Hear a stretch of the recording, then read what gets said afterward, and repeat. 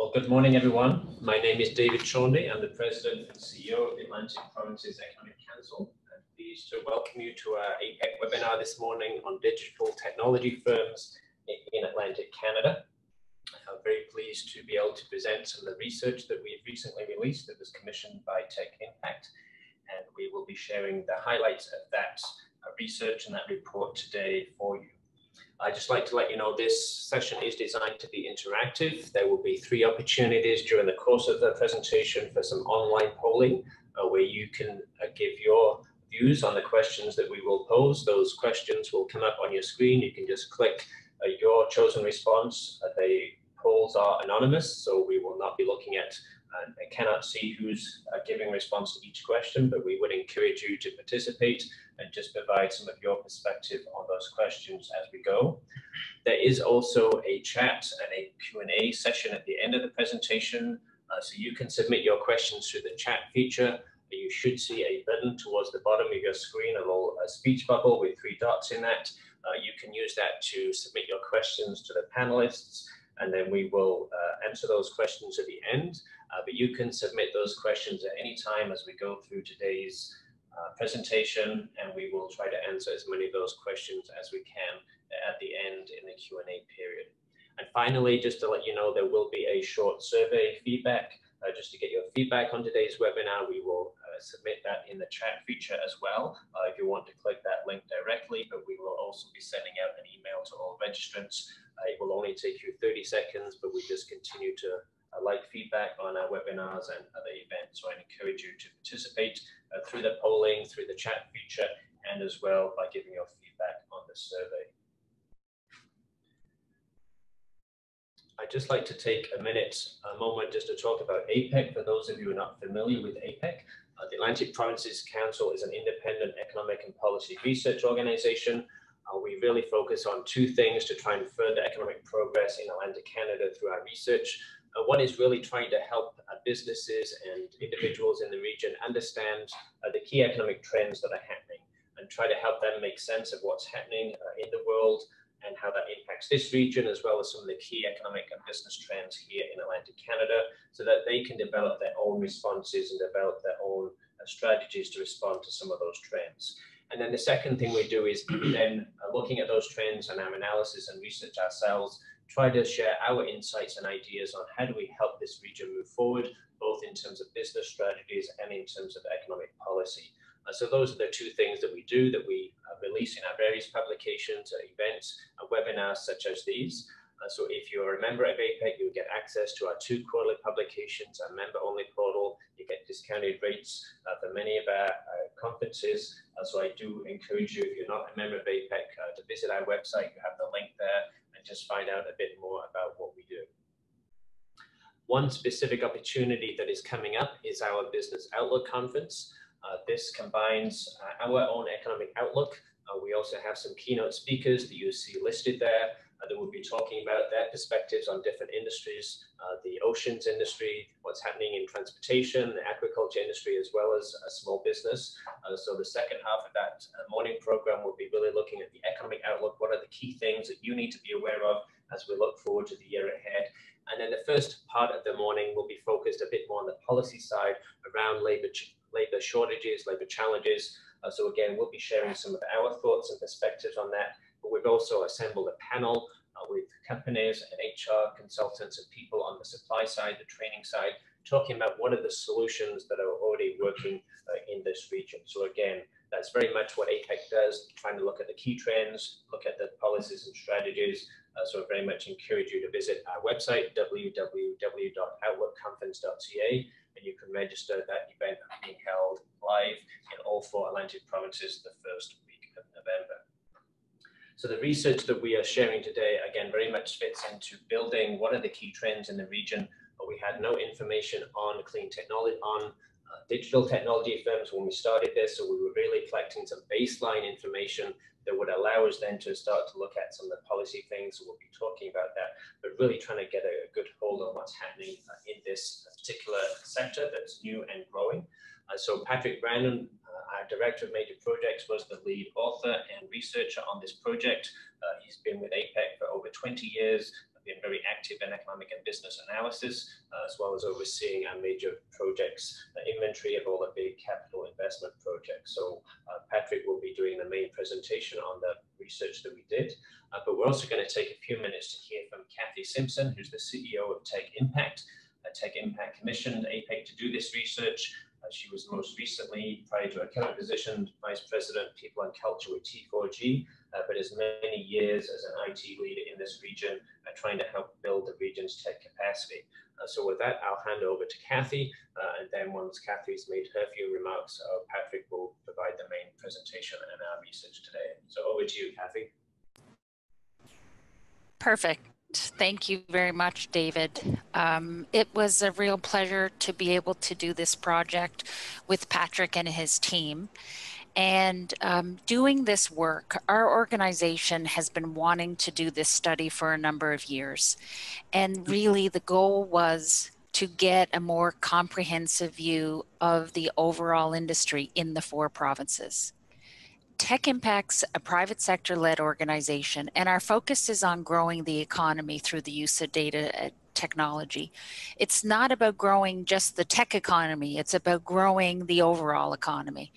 So we're 10 years old, and our membership is comprised of CEOs, COOs, CIOs, really leaders from some of the largest IT companies in the region, and some of the larger users of technology, such as McCain's, JD Irving, and Atlantic Lotto. So we have this really interesting mix of local tech companies that have been born and really have grown out of Atlantic Canada. And we have members who are part of national and international organizations and have thriving practices here in Atlantic Canada as well. I also work quite closely with the startup community as the board chair for the New Brunswick Innovation Foundation. And it was really important that we get all of the perspectives of the industries, those who are new and starting out, as in, some of the smaller technology firms that we have here that we're hoping that we can do everything we can to help them grow, as well as the larger technology firms who really are looking at how do they grow as well. It's a priority for them. As I finish off my opening remarks, I would say we had a board meeting of TechImpact members just this past Friday, where we discussed the report at great length. And the policy statements that Patrick's going to talk about are ones that we absolutely support. And this report and the data in this report will be a key driver in determining where we as an organization focus in 2020. And we couldn't have done this without our major sponsors for the report. And we're really excited to be able to share and have more of this open dialogue this morning. Thanks again, Patrick, for your leadership. And I'll throw the floor over to you. So this is just David quickly. So again, thank you, Cathy. And just to let you know, as a research organization, we do contract research. So anyone else who's interested in research on this region's economy is certainly open to you reaching out to us and seeing whether that's something that we might be able to assist you with. So again, we're very pleased to be able to do this research, and now I'll hand over to Patrick to share some of the key findings. Thanks, David and Cathy. Certainly a lot to talk about today. As Cathy mentioned, we now have some baseline information on the digital sector in Atlantic Canada, digital technology firms. You see some of the highlights here in our infographic. What we have found in that report is that the digital technology industry is very innovative. It's export focused and attracts a majority of the region's venture capital. But the sector is small here in Atlantic Canada compared to the rest of the country, and there are several factors impeding its full potential. So for my segment, I'm going to give you some data on the industry to start off, dig into some of the labor force challenges that we're hearing about, a bit on financing, and a bit on a digital adoption of firms in Atlantic Canada before we get to some questions. And if you have questions, feel free to submit them at any point. So before we get into the numbers, I did want to give you a sense of what we're talking about here. So this isn't a report on the ICT sector, it is digital technology firms. There's definitely some overlap with ICT, but there's some components of ICT that are non-digital in nature. And we're also not talking about clean tech or life sciences, which are a lot of those firms are non-digital in nature. So the diagram here is looking at the entire digital economy in Atlantic Canada. Our report's really focusing on that circle in the center, the digital firms. So we're not looking at digitally enabling infrastructure, hardware and software produced outside the region. We're not looking at retailers and wholesalers that are supporting those industries, or basic IT repair services that are not digital. We're also not looking at the adopters of the technology. So that's part of the bigger digital economy, but not what we're looking at. We're really looking at the firms here that are creating proprietary digital technologies. But it's not just the firms that are from here that have grown here. It is also some of those national firms that have operations here in the region, like IBM and Bell, for example. It also includes non-digital companies that are adding value in the region. So it's like consulting services from companies like EY and Deloitte, who are giving strategic advice on firms, is part of this. And also, as Cathy talked about, some of the traditional industries that have business lines that are digital, increasingly digital, like McCain in agriculture, JDI in the forests, Sobeys in retail, those types of firms are all part of this research. So our headline number is that the digital industry revenue is about $6.1 billion in 2017, up from $5.2 billion in 2014. So very significant revenues and growing quite strongly. We were able to break that information into two categories. So on the left, you have Atlantic headquartered digital firms, which have grown from $1.7 to $2.1 billion. And as part of this project, APEC built a database of local firms, and we did a custom run with Statistics Canada to generate those numbers. So the rest is the residual. So that's the other companies in the region, the international and national firms that are here, the traditional firms that are creating digital business lines. They've also been growing strongly, $3.4 to $4 billion. So, I certainly think this is an impressive number, $6.1 billion, but based on StatsCan's recent estimates of the digital economy, it only accounts for 3.5% of Atlantic Canada's GDP, compared to 5.1% nationally, 6.5% in the US. So we are, it's growing strongly, it's important, but it's still small compared to the rest of the country and to the US. As I mentioned, APEC created a database of digital technology firms in Atlantic Canada. We started with a list of about 1,000 high-tech firms. We applied our definition for digital firms to that list, and at the end, we had 463 digital technology firms in Atlantic Canada. Just over half of those in Nova Scotia, 237 firms. A lot of these firms are located, or most of these firms are located in the major cities in each province. The database was also the basis of a survey that we created as part of the project. And several of the following slides that you're going to see are part of that survey of these firms that took place in the spring of this year. So overall, we completed or received 69 fully completed surveys, 20 partially completed surveys, and then APEC also interviewed over 25 organizations and firms in the region to supplement the survey data. So in terms of what types of firms filled out the survey, you see they are skewed to the smaller side. Most are small with revenues under $1 million, typically under 20 employees. 60% have fewer than 20 employees. And scale is important. We tend to have a large number of small firms that get seed funding but aren't able to break through the ceiling and become larger firms. And that's a challenge we have here in the region. But those small firms are making significant progress. You see here the growth of their revenues over the last 3 years compared to what they expect over the next 3 years. Most of the firms are growing very rapidly. 60% of the firms have grown by more than 10% per year over the last 3 years. So very strong growth in the last few years. So let's go to the first polling question. This first question is really designed to get your insights on your perspective on where you see the best opportunities for digital technology firms.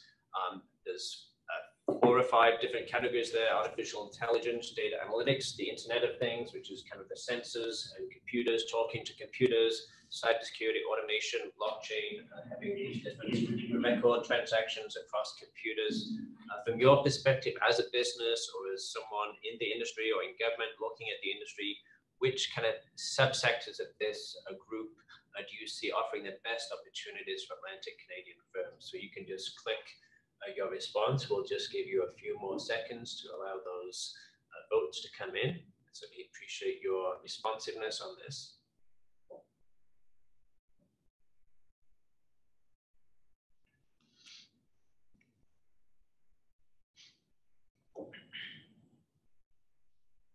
So people are still making their votes, so I'll just give you a few more seconds.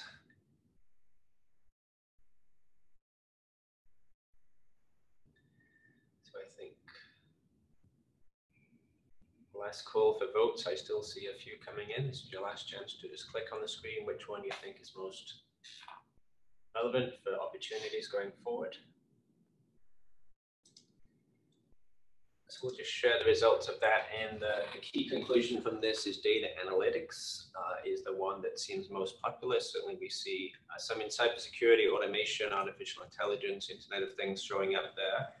But this is, from my point of view, not surprising. We've seen a lot of firms in many sectors all seem to be doing data analytics, but that's what our audience has shared this morning. Patrick, what do you, how do you respond to that? Yeah, it's that makes sense for sure. David, we've got data analytics. I'm just going to switch to the next slide. There we go. When we asked firms, I'm sure a lot of people would have liked to select all of the above, but here in our survey of firms, they were able to give multiple answers. Data analytics came out on top. Over half of firms are active in data analytics. Automation, artificial intelligence, the Internet of Things, all quite prevalent through firms that we surveyed. Cybersecurity and blockchain a little bit lower, although we certainly have a strength here with a cluster of firms certainly happening in the Fredericton area, and that technology becoming more important. But most of the firms right now are in those top 4 categories. And a lot of firms are actually utilizing several of these technologies. The most common pairings that we're seeing are automation and data analytics. 26% of firms doing both in their products. AI and data analytics, the Internet of Things and data analytics, all very common. The most common triplet that we're seeing is data analytics, automation, and AI. So a lot of firms are utilizing, 15% of firms are utilizing all 3 technologies within their products.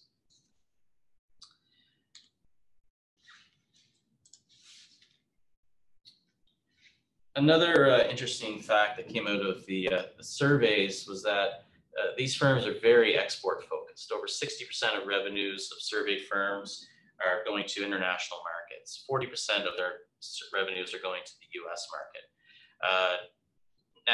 In the region, we have a strong export focus generally in our products, largely because the oil and gas sector, specifically the oil sector, but generally firms are much lower in terms of their revenues being shipped to international markets. So they really have a strong export focus. They're risk-taking firms. And part of that is because in the digital technology sector, there's low adoption rates in Atlantic Canada. We'll get into that in a bit. US market is one of the highest adopters of digital technologies. Other countries in the world are also higher adopters than we see in Canada, certainly here in Atlantic Canada. So firms are really focusing on international markets with their digital products from Atlantic Canada. And as part of the research, we did estimate what the total digital product exports are internationally. Here we're comparing a little bit different measures, certainly different measures. The merchandise exports in the list on the left, we inserted the digital products to give you a sense of where it stacks up, ahead of iron ore, approaching lobster in terms of its overall exports. And digital products and services certainly easier to trade than traditional commodities. We expect that continue to grow significantly over the next several years as more and more firms produce digital products from the region. One of the core questions we asked as part of the survey was to try to understand what are some of the major obstacles to growth. You see here several in the list. We compared Atlantic digital firms to all Atlantic firms. So the Atlantic digital firms are in the top bar in each instance. Some of the other factors like corporate tax rates and cost of inputs and government regulations, a little less important. But you see that labor is the #1 issue for digital technology firms. Over 50% of the respondents say that it's a significant or major obstacle to growth. So on a 1 to 5 scale, these are all 4s and 5s rolled up. So very important or very large obstacles to their growth, well above what we're seeing in other firms. And also the other big piece there is the financing side. So obtaining financing or managing that cash flow and debt is a bigger challenge for digital firms compared to all firms in Atlantic Canada. So I just want to now dig a little bit more into that labor force challenge. So here we're looking at StatsCan data. We applied our definition and custom occupations to create some numbers on the digital labor force in Atlantic Canada. 43,000 people in Atlantic Canada in the digital labor force. Nova Scotia with the highest level, 18,800. About 4% of its labor force is in digital occupations. And that ranges from Newfoundland is about 2.9%, the lowest in the region. The other provinces in the middle. The growth rate close to the national average between 2011 and 2016. The unemployment rate very low in digital occupations. In 2016, the unemployment rate was 4.7% in Atlantic Canada for digital labor force compared to 11.7% in all industries. And we've seen a steady decline in unemployment rates regionally. So we expect also to see a decline in the unemployment rate for digital labor force as well. One important thing to note, only about 1/3 of total labor force is actually in those core digital industries like computer systems design and telecommunications and data processing. Nearly 2/3 of the jobs, digital jobs, are actually in other parts of the economy. So in public admin, wholesaling and manufacturing, education, and many other sectors. Digital jobs really are transcending across the entire economy. So it's not just, we're not just talking about supplying these digital firms that are growing in Atlantic Canada. We're really talking about the labor force of the entire economy that's increasingly needs new digital skills in order to move ahead. So the demand for digital labor is strong. We did survey our firms. We got some very strong results. We can't really give you a specific number because it's a smaller sample, but it is quite high. There are a couple of other estimates that suggest about 2,000 new digital workers will be needed per year in Atlantic Canada over the next few years. We look at the job vacancy numbers on the ICT sector and some of those specific digital occupations. Nationally, it's rising. There's a couple we can focus on here in Atlantic Canada. They're also rising, so they are struggling to find people to fill jobs. There are job vacancies. And when we surveyed the firms, over half of the survey respondents said that they're having difficulty finding software developers specifically. So that's one area where there's definitely a challenge. There are some other occupations that were mentioned. The next highest one was marketing and salespeople with a focus, the digital focus, that people are also struggling to find people that can help them sell their products once they've developed them. So on the supply side of things, we were able to measure university computer science grads as well as post-secondary digitally focused programs. Here is just looking at the university computer science grads, fairly flat in terms of the graduates in Newfoundland and PEI over the last few years. Some good growth in Nova Scotia and New Brunswick. Some good growth in the community colleges in terms of what they're graduating. And overall, we have about 1,358 graduates from digitally focused programs in 2017. However, that's well below the 2,000 number I mentioned on the previous slide. So we expect about 2,000 are needed. We're producing about 1,350. And there's certainly no guarantee that all these graduates stay in the region either. So there's definitely some more work to be done in terms of increasing the supply to meet the demand going forward. We also looked at some of the demographics. This slide is StatsCan data.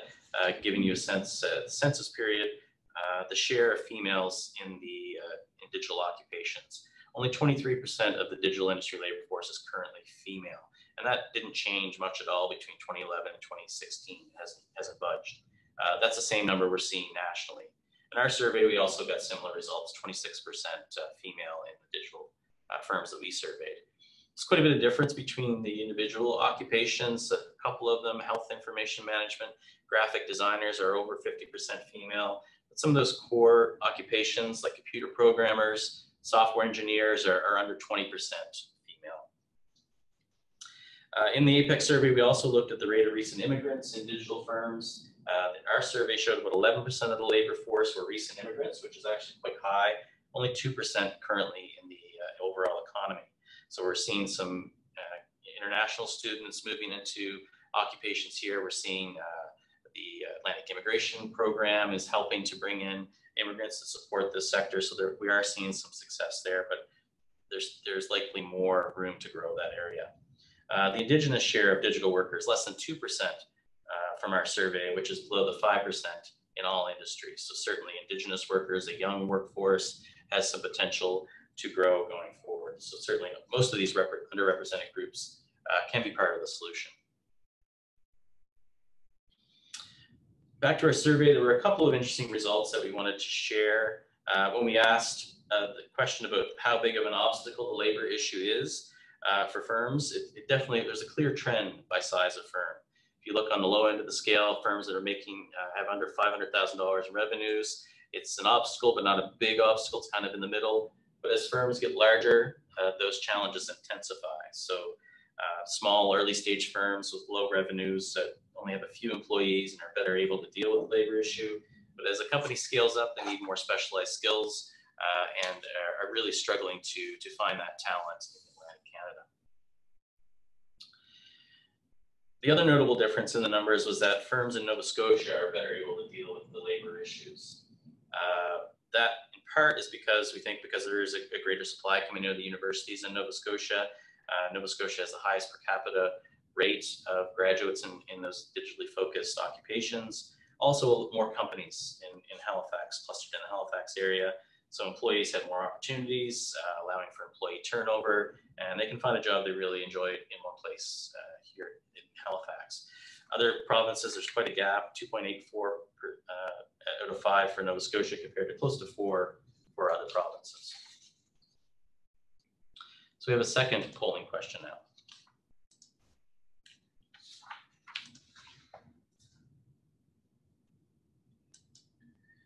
So this question, Patrick's already talked a bit about the labor side.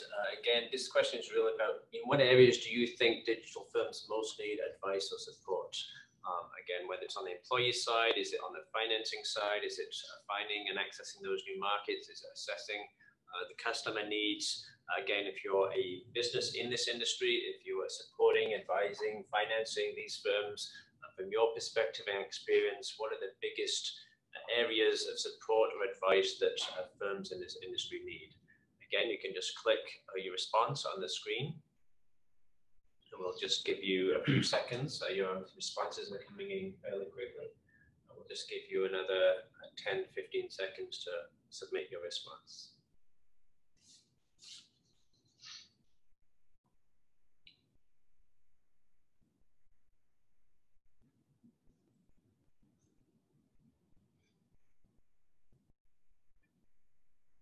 So just the last few seconds for the polling. Some votes still coming in.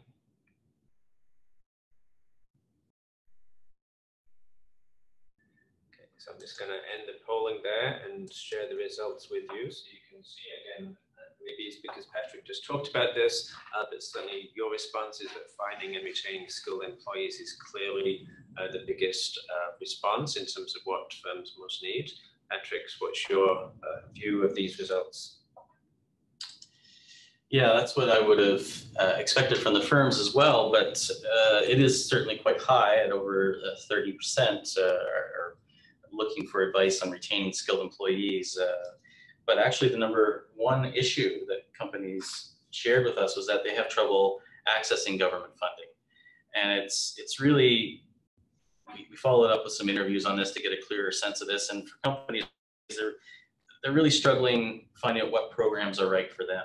So there are a multitude of programs. They know there are options available. There's options in private financing and hiring and training, expanding research and aiding market development, but they're really having trouble zeroing in on how these programs can help them and what they should be choosing. So, and it is also, from a time perspective, difficult for them to investigate and identify those appropriate programs.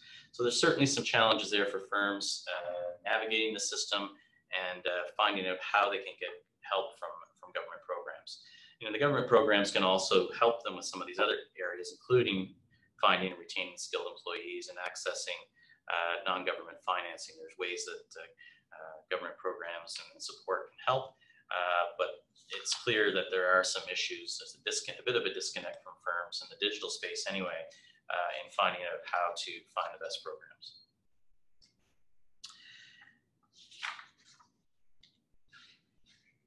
So we're going to go on and talk a little bit now about financing.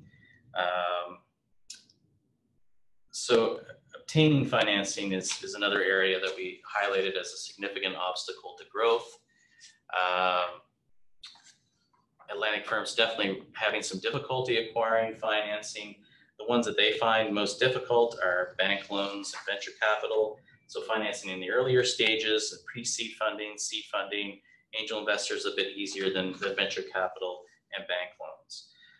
This was validated in our firm interviews, which revealed there are some adequate financing options available in the early stages, but there are some challenges remaining as companies scale up. There's less access to funding to help them grow once they get to a certain level. We certainly are seeing some good growth in Atlantic venture capital deals over the last few years, growing from $30 million in 2014 to $158 million in 2018. Not all of this is digital firms, so we can't really break that out, but typically the national average, about 75% of these deals are in ICT or digital industries. And that was certainly the case last year in Atlantic Canada, especially in New Brunswick, where 3 larger deals really boosted these numbers. But despite that growth, the scale of deals is still smaller here. The average deal size in Atlantic Canada, $2.5 million, compared to $6.1 million nationally. Atlantic firms are increasingly attracting venture capital from outside the region, and that's a very positive sign going forward. But we still have a way to go before we get to a point where we're getting our share in Atlantic Canada of venture capital. And that increased venture capital is a big factor why we're seeing very strong growth in business sector, ICT, research and development. You see the growth from $47 million in 2012 to $156 million in 2016. The venture capital that they're getting, a lot of it's going into research and development expenditures and product development. But again, despite the growth, we still trail the national average. So we're improving, but as a region, we need to do better. New Brunswick's done really well lately, increasing by 27% per year in terms of business ICT research and development. They're up to $97 per capita, but still that number in 2016 was only 57% of the national average. So still a lot of ways to go for the region's firms in terms of research and development in the sector. From our survey, we asked them, what share of your revenues are you investing in R&D? And you can see here that over 58% of firms are investing 20% or more of their revenues in R&D. So they're very innovative firms. Many firms are in the early stages. They're using that venture capital and other financing to continue to develop their digital products. And you can see how important research and development is to most firms. As firms age and get larger, those shares typically decline. So we have a lot of early stage firms that are investing a lot of their revenues now in research and development. And the last thing I want to touch on before we move into questions is digital adoption. This data is from StatsCan's Survey of Innovation and Business Strategy. And the top bar is all advanced and emerging technologies. There's some non-digital ones there, but Atlantic Canada does trail. And if you look at every one of the individual digital specialty areas, data analytics, the Internet of Things, cybersecurity, artificial intelligence, blockchain, we're trailing in every one of them. And that's the case across most industries. And again, that low rate is partially due to the small size of firms here in Atlantic Canada. They don't have the ability to adopt technologies. So these are firms in all industries, not just digital firms. So other companies that are adopting these technologies, they're doing it at a lower rate in Atlantic Canada. So I have a final polling question, David. So our final question for you today, Patrick's just talked about those low rates of adoption. So what we'd like to do is to get your perspective on why do you think Atlantic firms throughout the economy seem slower to adopt some of these digital technologies that we're talking about. So again, you can submit your vote. Is it because we're risk averse? Is it the lack of skills? Is there a lack of knowledge of those technologies? Concerns around privacy or data security? Or just lack of budget and resources to invest in those technologies? So why do you think we seem slower as a region to adopt some of these digital technologies here in Atlantic Canada? Again, just to remind you, these polls are anonymous, so I encourage you to share your perspective from the firms that you've seen, the firms that you interact with in this industry. Again, results are coming in fairly quickly. We'll just give you a few more seconds to submit your response.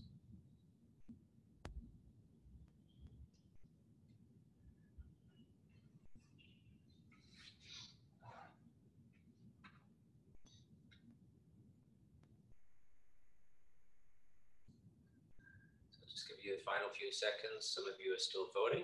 Just last chance to submit your vote on this final poll. So I'm just going to close that polling now and share the results with you. So again, a broader sense of responses to this, a lack of skills to implement technologies was the one factor that you've most identified. About a third of you indicated that was a factor. A lack of budget would be second, around 24%, risk aversion on businesses, 20%, and lack of knowledge. So again, a clustering of kind of second tier factors there beyond the skills. So that's what we've seen in terms of audience today. Patrick, what's your view on those? Okay, so the responses that we have, these are the responses of the digital firms, and when they're going to their clients, why they perceive them not to be adopting. So it's not exactly apples to apples here on the question we asked previously, but from their perspective, they're out in the field and they're asking the companies, why aren't you adopting this technology? Or if they're trying to sell, what's the reason why? So from their perspective, the lack of knowledge with the technology was the top issue. About nearly 50% of respondents, and again, here people could give multiple responses. There are often more than one issue that firms give to not being quite ready to adopt these technologies. The second one was lack of budget. So firms are clearly not setting aside a budget to invest in digital technologies at this point. Not enough firms are. And that's something that we really got to dig into a little bit more too, to encourage companies to innovate, to set aside a budget to invest in digital and other technologies as part of their growth going forward. Concerns about privacy and data security are well documented. There are a lot of companies that are not ready to jump into the pool yet because they're not sure that they can do this without having the appropriate cybersecurity measures in place. And there are other issues around companies being risk averse and the lack of skills internally.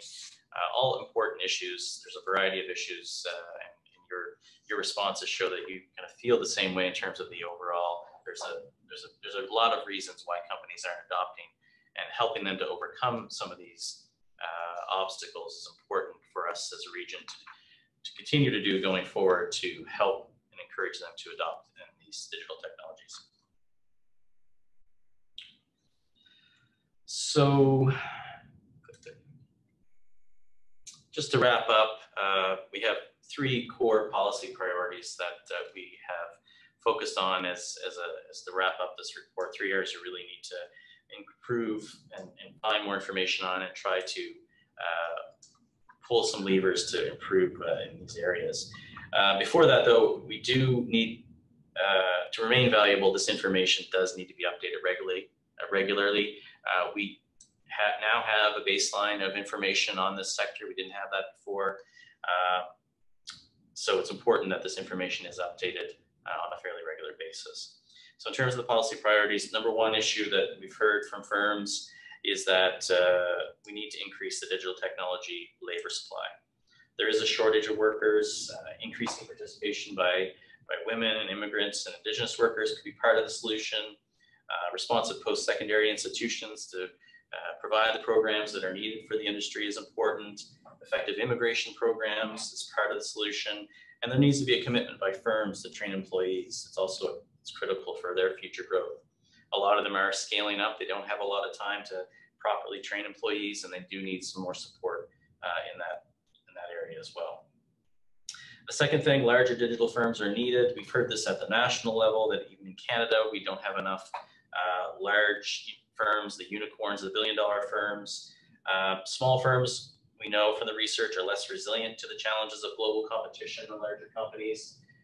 Larger companies have resources for research and acquiring skilled talent. But right now, funding and resources to support firms as they scale up in this sector currently is limited. And the third area is to improve digital technology adoption rates by all firms in the economy. Atlantic Canadian firms are falling behind the rest of the country in technology adoption, and that certainly creates a challenge for digital tech firms looking to test their products in the local market, and looking at the overall economy. Weak technology adoption really poses a risk to our future growth and competitiveness.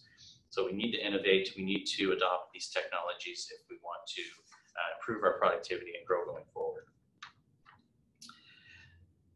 So we'll open it up for questions. I just want to mention that the full report gives much more detail on these topics. There's also some profiles of provinces and cities in each of these digital specialty areas that we talked about. There's also resources on the report on supporting ecosystem, including lists of accelerators of venture capital, government funding programs, and post-secondary training programs. So I encourage you to check that out as well. So thank you, Patrick, very much for that presentation, a great overview of the report. Again, much more detail available on our website. And just to let you know, just to respond to some of the questions that have come in, yes, we will make available the slides from today's presentation. Also, the recording of today's webinar will be posted, so I'll certainly send you an email to you. I'll also be on our website on the webinar page as well as on our report. And so this is a chance for you now to submit your questions. Patrick's available. We have about 15 minutes to answer any questions that you have on this industry. Again, you can use that chat feature, a little bubble towards the bottom of your screen with the 3 dots, and submit your question to the panelists, and we will do our best to respond to those questions. And just a couple that have come in, but I'll just maybe pick up on one comment. Patrick, you mentioned around a lot of the activity happening across the provinces, but a lot of it happening in our major cities. And I know there's more details and profiles in our report. Are there certain cities in Atlantic Canada that are doing better than others in terms of the digital technology industry? Well, in terms of the clustering of the labor force and firms, Halifax is the largest in the region by far, and that's not surprising given the size of the city. Fredericton also has a large share of its labor force in digital occupations. We've seen very strong growth in other cities, including in St. John and in Charlottetown over the last several years. So there's some good growth, and we do see strong ecosystems being built in each of the cities. There's a large number of venture capital and accelerators and incubators. There's also obviously some different sizes of firms in different cities, government agencies and funding programs in most of the major cities, industry associations. Those kinds of things are all clustering in the cities, and they really are supporting growth. So we do anticipate that most of the activity will continue to be led by the cities. Not to say that rural areas don't have strong firms. We do have lots of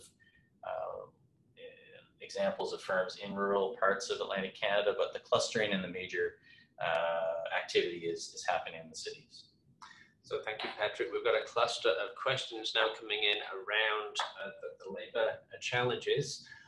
One of them that was asked earlier was around, we did ask this survey of employers around labour shortages. The question is, did we speak to any employees or kind of the labour force more broadly in terms of their needs and issues in terms of working and advancing in this sector? Yeah, I think one of the major things that they're doing, especially as the firms get a bit larger, is that they are working with the universities and community colleges more to make sure that the right employees are coming into their companies, helping, giving advice on the training programs, and the universities and community colleges are working with as many firms as they can to make sure that they're producing the right programs. So that's one of the things that they're doing. They're trying to increase their ability to onboard and train people. You know, some have very specific tasks. They're brought in for a short amount of time.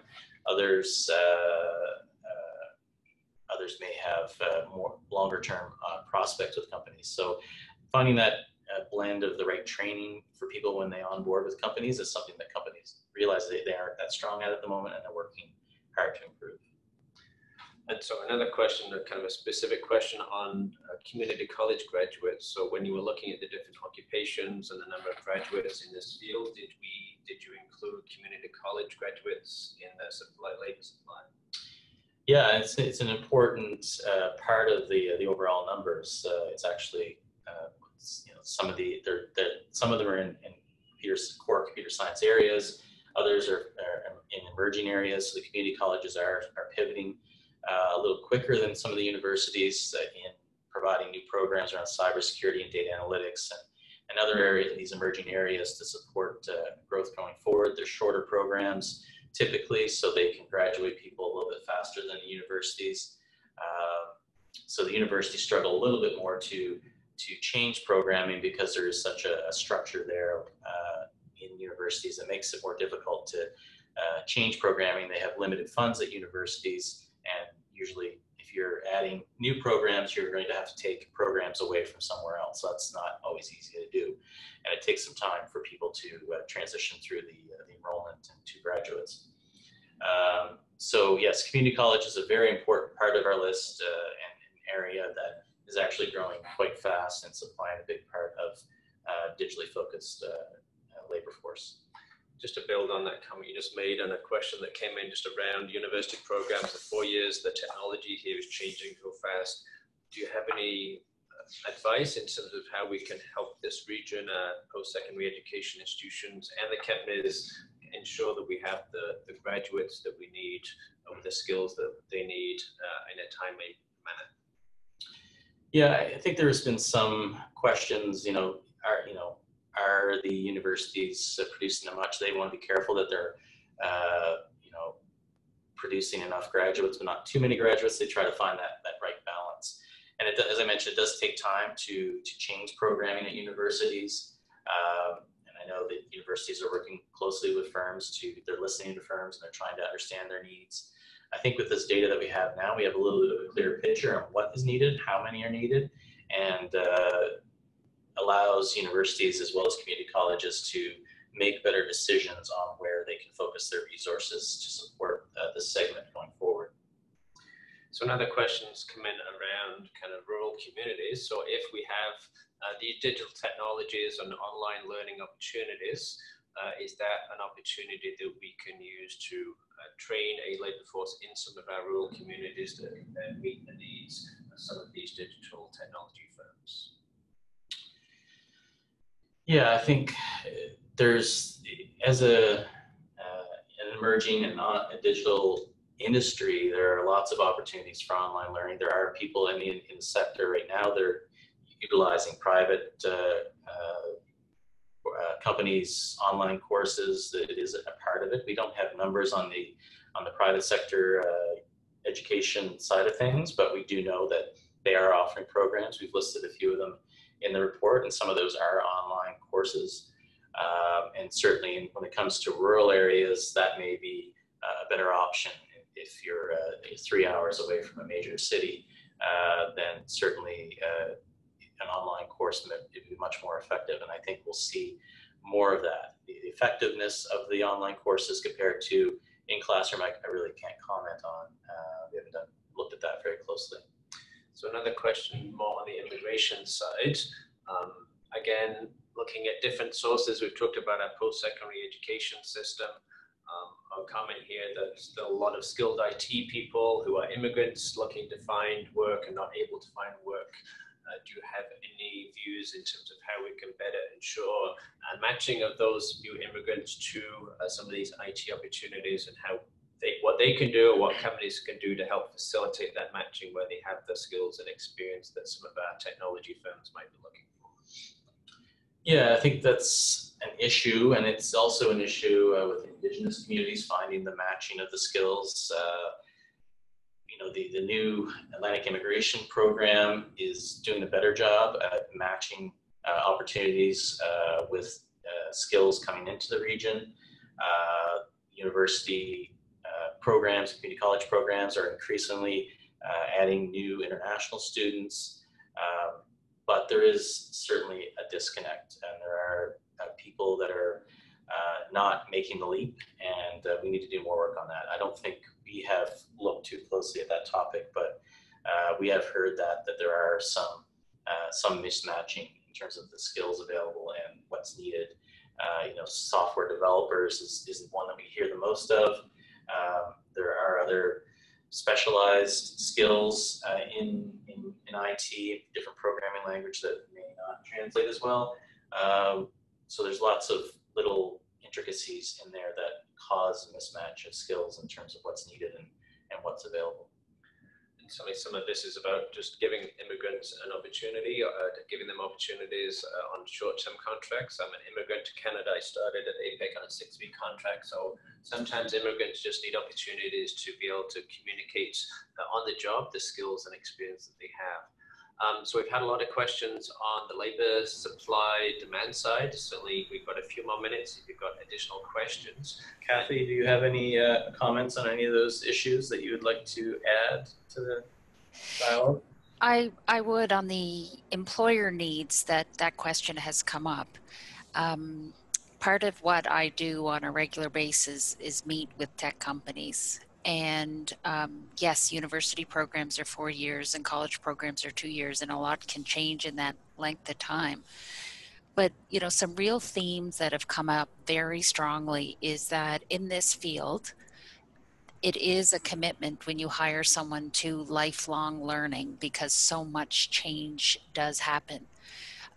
Whether they're a Java developer or .NET developer, it really is kind of some of the very beginnings of the skill set that are required. But companies really do embrace the fact that they know they have to invest in the training of new grads in particular. The second piece on doing, you know, some of this dialogue with firms, and in the spring I talked to 30 companies, and I was very surprised at how much importance was being put on for, particularly for new graduates, whether it be 2 or 4 year programs, critical thinking, collaboration, decision making, willing to be part of a change movement. There was a lot of emphasis on these employability skills, and it really reinforced to me one of the questions that's been in the panel dialogue here, are what are firms doing? And so, you know, I heard firms talk about a lot more internships even at the high school level. I had firms talk about just how critically important co-op programs are, and ensuring that as an organization, you take on that challenge and really work to ensure that you are stepping up so that learning experience is a really great one, and that they can take that back to their studies and put it on their resume to help them when they're looking for that full-time job. So I think employers have got to do a lot more work and a lot more diligence, and some are really getting on that program rather quickly, which is very encouraging. And just the last point I wanted to make about the labor force is, you know, as a woman in tech, and I've been in the industry 29 years, it is disappointing to see those numbers. And we do need to start working at some of these problems right back at the middle school and high school level when we're introducing and getting girls more engaged. And then as they get into the university programs, and Dalhousie's doing some really interesting things with the We Are All CS program, we have to be thinking outside of the box of what we're doing, whether it be through scholarship programs, more female professors, more mentors, more role models. While we all think it might be happening, it's just not happening enough. And so when we don't see any movement, essentially zero, since 2011, it's a piece of our workforce that we need to be tapping into. And then we need to be keeping them in those programs and keeping them engaged in the industry. So lastly, on workforce, one initiative that we do have starting this year is we as TechImpact are going to be going out to the university and colleges starting in New Brunswick and Dalhousie, and we will be doing we're calling them tech talks to try and just stay focused on our TechImpact brand, and they are going to be tech talks about a half a dozen topics, and we'll be having tech companies coming out and doing that. And what we're really going to be doing is trying to get them to see that there are great jobs in Atlantic Canada. We want them to stay here. We want to start creating a relationship with you even in first year of your program. We want you to meet men and women who are doing amazing things, and we want to stay connected with you. So we're going to be doing more so that students can see what's happening here.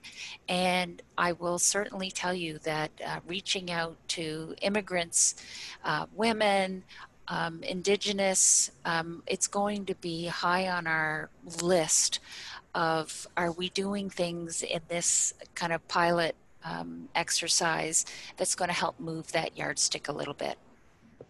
That's great, Cathy. I appreciate those comments. So we've got two final questions I'd just like to try and squeeze in if we can.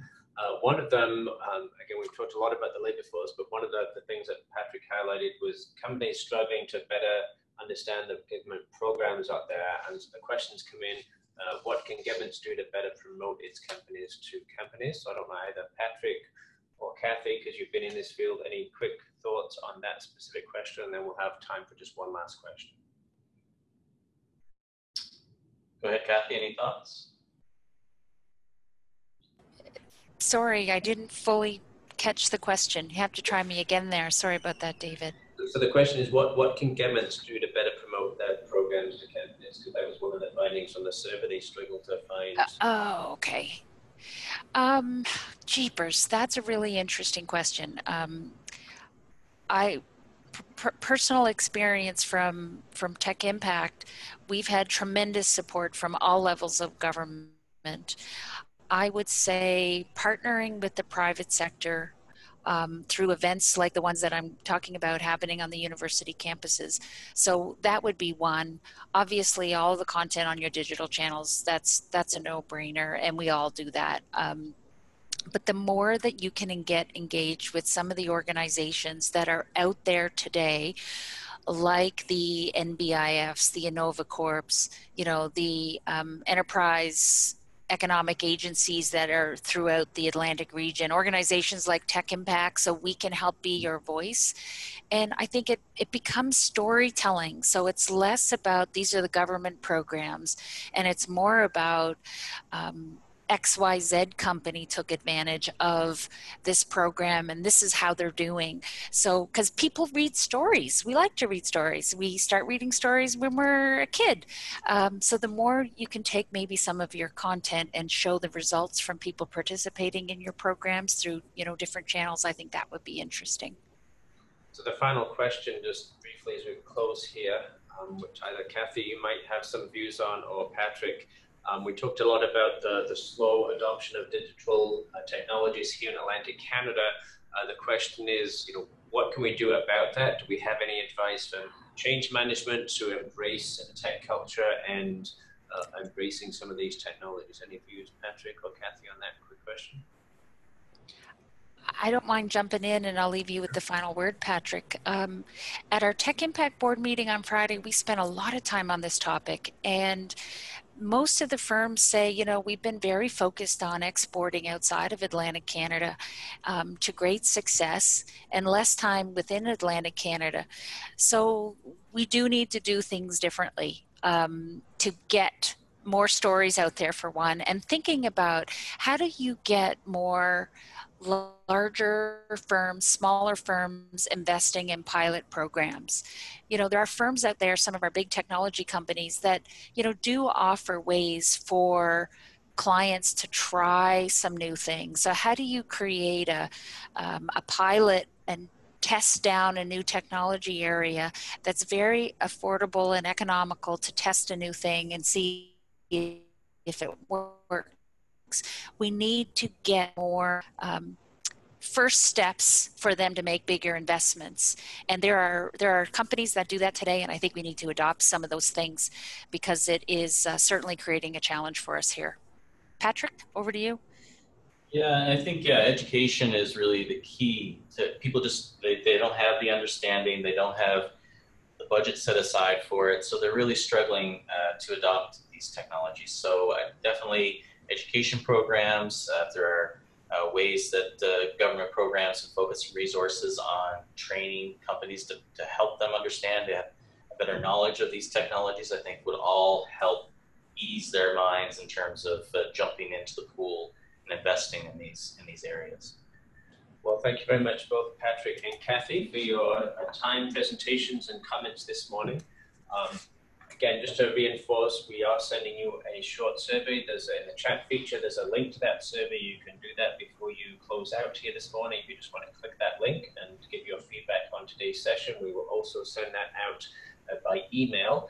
Just to let you know, the full report is available online. There are profiles of the different digital technologies that we asked about in one of the earlier questions, the cities, some on the education side. So there's a lot of information in the report and in those profiles. I certainly encourage you to visit our website to download, take a closer look at those.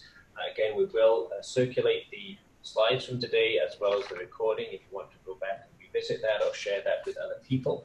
But again, thank you very much to TechImpact for supporting this research, for Patrick for all the work leading and preparing this research. Again, just to remind you, we have our upcoming Outlook conference, a lot of interest today on the labor challenges and talents, but we are talking about that for the economy as a whole, not just the digital technology industry, but again, we do want to stimulate some discussion.